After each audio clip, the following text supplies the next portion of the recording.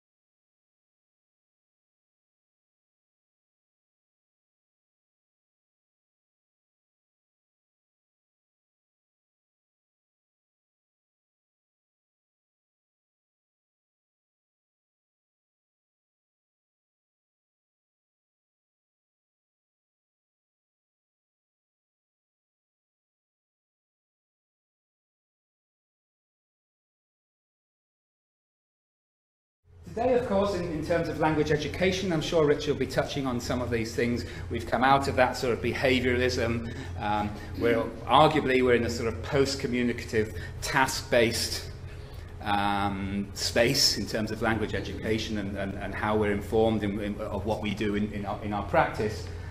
So we recognize it's not just about cognition, but it's about social cognition. It's about, if you like, students interacting with each other. And the role of the computer changes. The computer becomes a medium. So it's no longer pair work, input into the computer, output from the computer. It's students interacting with each other via the computer through things like email, things like Facebook. And very often in language education, that's discussed in terms of task-based pedagogy. Loads and loads of stuff out there, not just related to Cal, of course, but related to task-based pedagogy generally. Rod Ellis's book, of course. But in terms of technology, the most recent one, Thomas and Reinders, 2010. Cal today, of course, is dominated by the internet to access and communicate information for a variety of purposes. So it's no longer, here's a software program and we're using it just to learn English. It's here's the internet and we can use it for all kinds of things, including learning English, but for social purposes, just have chats with mates, find out what they're up to, share pictures and so on. For educational purposes, to post our work, to get feedback on our work, to access information, and so on. And for professional purposes, of course, the internet, more than any other of those two listed, is used by business to promote products and to do business with. So we can see we're in a very changed environment, and the role of the English language in this changed environment is unique, because English dominates the internet, and yet the majority of users of the internet are non-native speakers. So that kind of puts us in a very different dynamic to the traditional role of computer-assisted language learning. I'm going to unpack some of these ideas a little bit later. We are no longer just knowledge recipients. So we're not just accessing a program, it's telling us this is what the present perfect is, let's practice it. We're no longer just knowledge recipients. We are knowledge recipients. We get knowledge from the internet and from other sources, of course. But we're also communicators. We also share that. We say, I'm going to post this on my Facebook, or we're commentators on it. Many sources of information have things underneath where you can comment on the information, you can post your ideas, you can share your ideas. And we're creators of knowledge.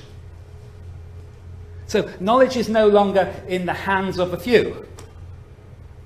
And information is no longer in the hands of a few. That creates challenges in terms of sort of digital literacy skills, and how do we verify knowledge, and how do we know that that's something which is going to be useful for us or useful for our students, because of course anyone can put anything on the web. So there are certainly challenges there, but it's also an empowering position, I think. We no longer have to depend on, the BBC to give us information. You only have to look at something like, the Arab Spring, for example, and the role of technology in that. We are creators of knowledge, we're commentators of knowledge, and we're communicators of knowledge. So I want to argue that many of the defining characteristics of computer-assisted language learning are in fact less relevant today. We said one of the characteristics was a computer desktop. Our students and us as practitioners use a whole range of devices. Computer desktops are on the decline, computer laptops, notebooks, but of course not just laptops and notebooks, smartphones, Kinders, Blackberries, Strawberries, whatever they are. A whole tablets, slates, you name them. We've probably got a few in the room. So, it's no longer just about the computer.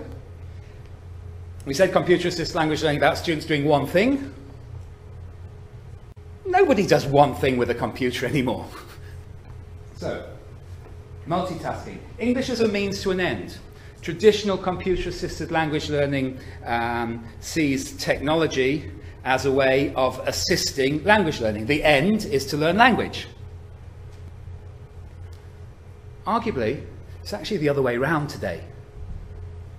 Students are learning English in order to operate successfully as global citizens in the highly digitalized environment, which happens to be dominated by the English language.